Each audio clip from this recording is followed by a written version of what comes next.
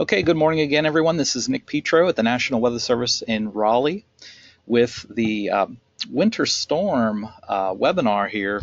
And that web, this is, let's see, it's Wednesday. It's the 3rd of January. It's 10 a.m. And we're watching this system unfold across the southeast, and everybody should see on this webinar here. This is live radar and current temperatures.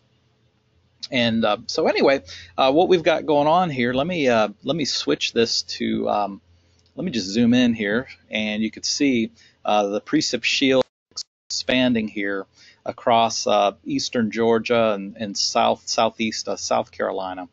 You're probably wondering, well, what's rain and what's snow? Let me turn on the precipitation identifier here, and this just gives a rough idea of what's going on. I can overlay current weather icons, and you can see these little blue symbols here are snow symbols. The green raindrops is rain, and this red in between is sleet or freezing rain. And you can see, the back edge of it. Of course, it's cold enough for snow and freezing rain. As we move further north to look at North Carolina and put this back into motion again, you can see that precipitation shield is slowly lifting northward toward our state. You'll notice the temperatures are very cold.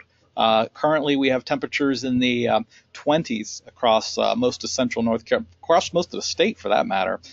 So obviously the temperatures are there for wintry precipitation across central North Carolina, and essentially we're just waiting to see how this all evolves.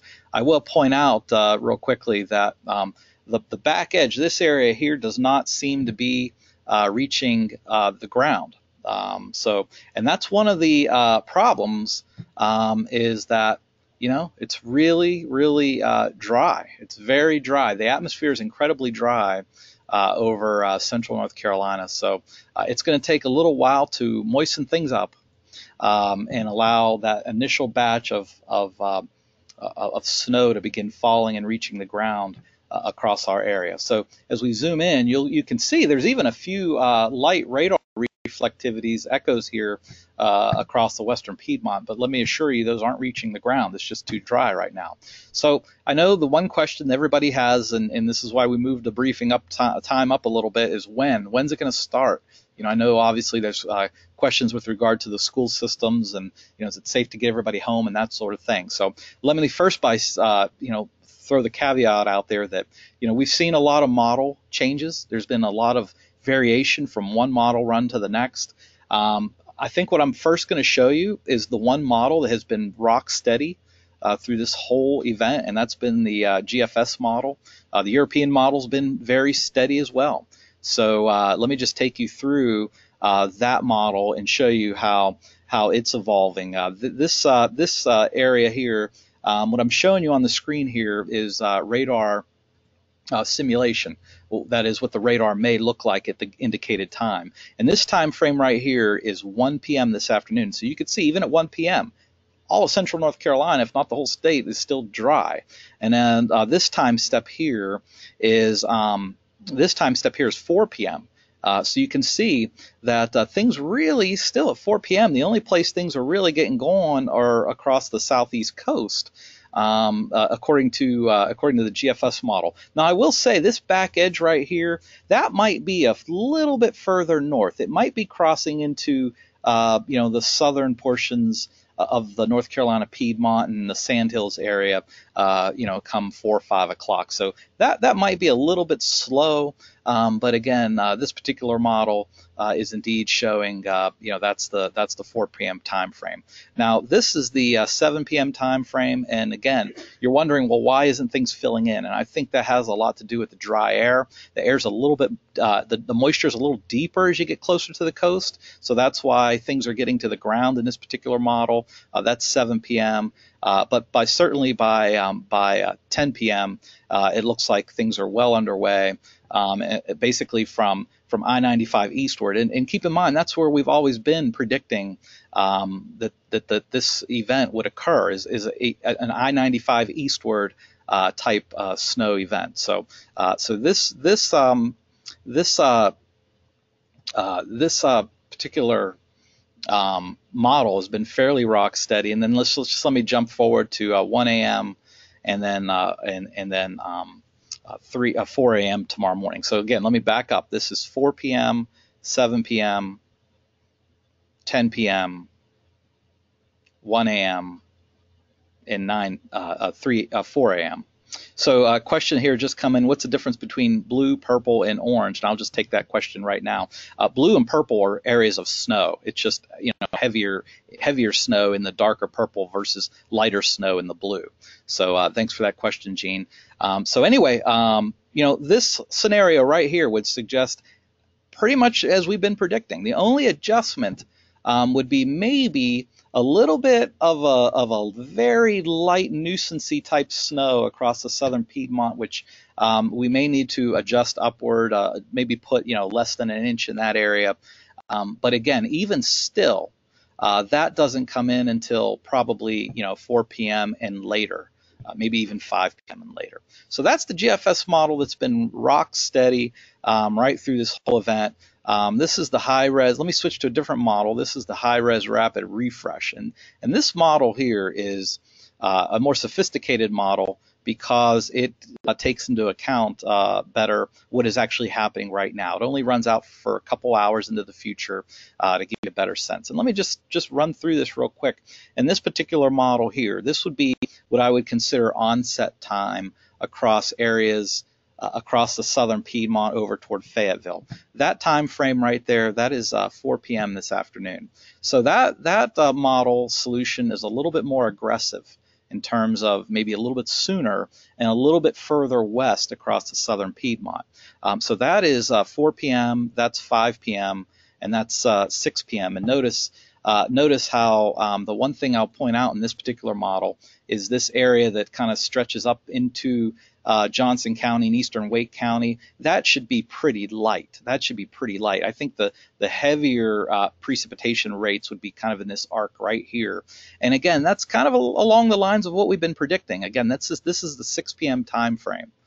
6 p.m. time frame. The one difference from what we had been predicting maybe is just, again, a little bit maybe more in the way across the southern sandhills and southern Piedmont.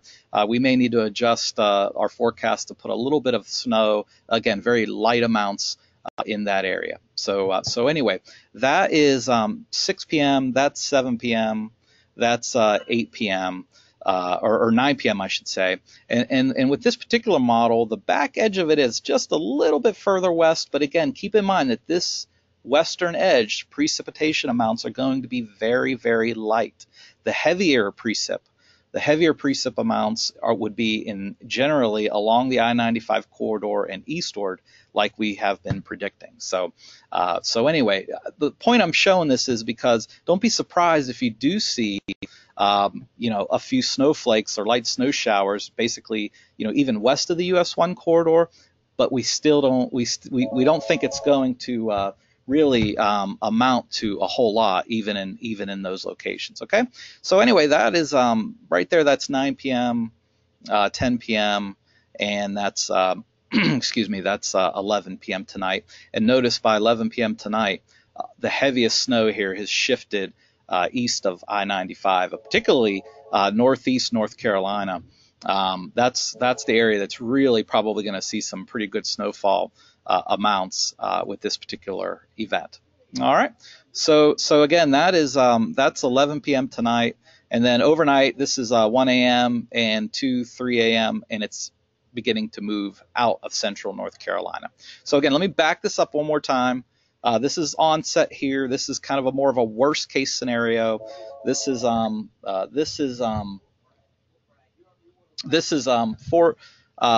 p.m., 5 p.m., 6 p.m. And you can see just getting into the southern sandhills, southern Piedmont, southern coastal plain. First flakes maybe as early as 4 p.m. across extreme southern central North Carolina. All right. North of Fayetteville, from Albemarle to Fayetteville to Goldsboro, nothing before 4 p.m. All right. So that's the way it's shaping up. Let me jump over to the slides here to kind of summarize all this. Bear with me here for 1 second while I switch things out. Just give me a second here to to adjust this here, and I apologize for the delay. Bear with me here 1 second. Okay, all right. So this is the slides that we're used to seeing here. All right, so I'm going to skip through these real quick because I've pretty much conveyed most of this here already. And let me just point out that this is our we're going to be updating. This is the snowfall map we put out earlier this morning. And I suspect we're going to be updating this here in the dashed area to include, less than an inch in this particular area. But again, we still nothing has changed with where we think the heaviest snow is going to fall, and that is mainly east of I-95. Okay, so that's where we think the worst of the precipitation, the worst of the snow, I should say, is going to occur. All right, and I already conveyed this, I already conveyed that, and again, this is our probabilistic snow. The most likely solution is the one here in the middle. There's one model out there that's still showing even further west and even stronger with more amounts, and that's why we have to show that as the high end amount, but that is the least likely solution. So let me just leave you with that. So obviously the areas that get snow, for the next couple mornings, you're going to have some black ice issues. So we're talking obviously tomorrow morning. There's going to be some icy roads, obviously, where the snow fell. But particularly even Friday morning and maybe even Saturday morning, there's going to be some black ice.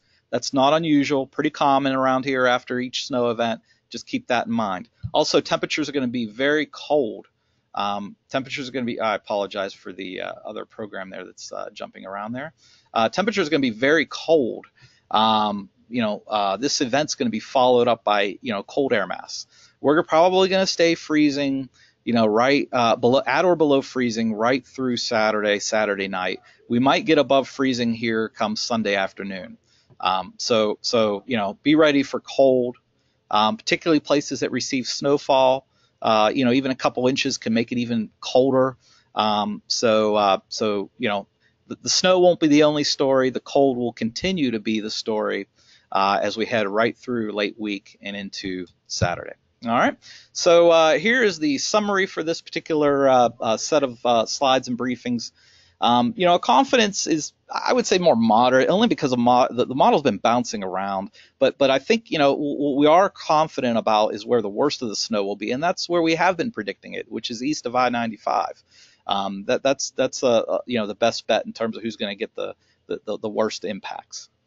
All right, so again, watch out for those dangerous roads where the snow falls. I think we're good across all of central North Carolina in terms of remaining dry, at least until mid to late afternoon, 4 p.m. maybe across the southern Sandhill, southern Piedmont, and southern coastal plain. We might see some snowflakes, maybe as early as 4, with that expanding as the late afternoon and evening wears on.